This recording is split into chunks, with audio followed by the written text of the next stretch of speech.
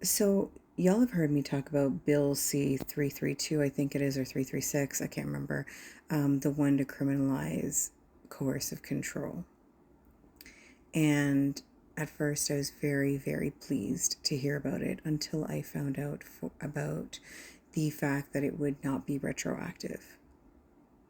So, a new criminal code would be implemented, but there's no zero retroactivity, but you have to be able to prove it's a pattern, and many of the crimes have already happened, which would mean none of the victims would be entitled to any form of compensation for their suffering.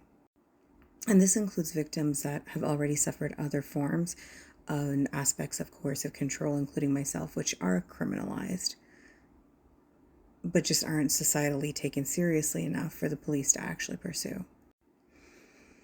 And so after that, I was pretty discouraged. And then I heard about the amendments that they want to do to Bill C-16. If you don't know what I'm talking about, this is Bill C-16, and it's basically an act to amend certain acts in relation to the criminal matters and family matters of gender-based violence, family protection, child protection, etc. And so they want to add coercive control into that, which is actually wonderful, because then you would get some retroactivity to 2017, which is when that bill was initially passed without the amendment to include coercive control as a criminal act of gender-based violence. And then I read the act and all the other changes that they want to do, basically making it harder to harass and submit certain forms of unverifiable evidence or unfair evidence against victims by the defense attorneys. And then as well, new consequences for people found guilty of femicide. And here's my thing as someone who's lived the life that I have lived. Why are we making those severe consequences for only after the person is expired through femicide? Why don't we care enough about victims for them to not be murdered is my question here. Why are the consequences of someone who is coercively controlling, who historically, statistically, factually speaking, is going to likely attempt or want to commit femicide?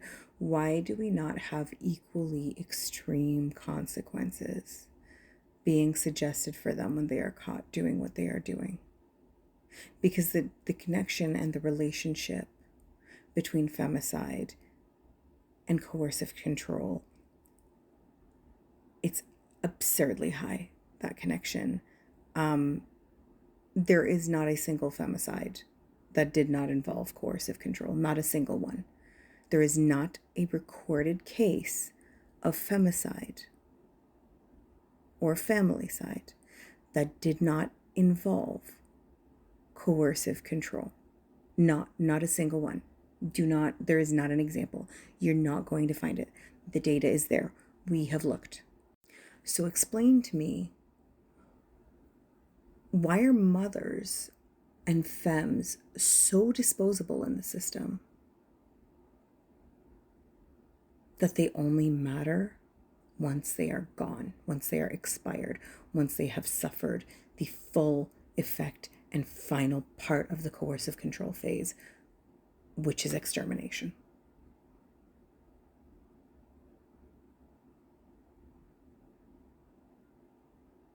I don't want to hear Canadians talking about what is going down south.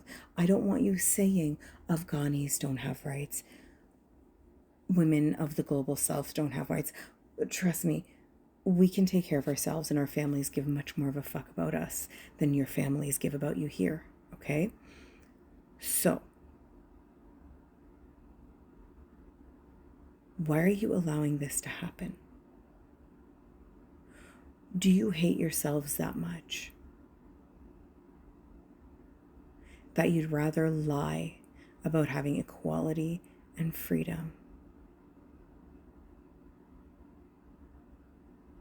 than to actually fight for protection, safety, accountability, and the things that have to go in place for it to actually be an equitable society where you are actually seen as a human being?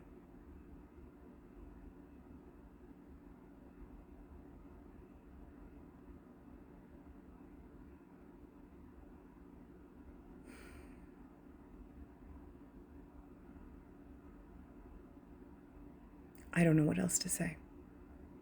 Do you feel the discomfort yet?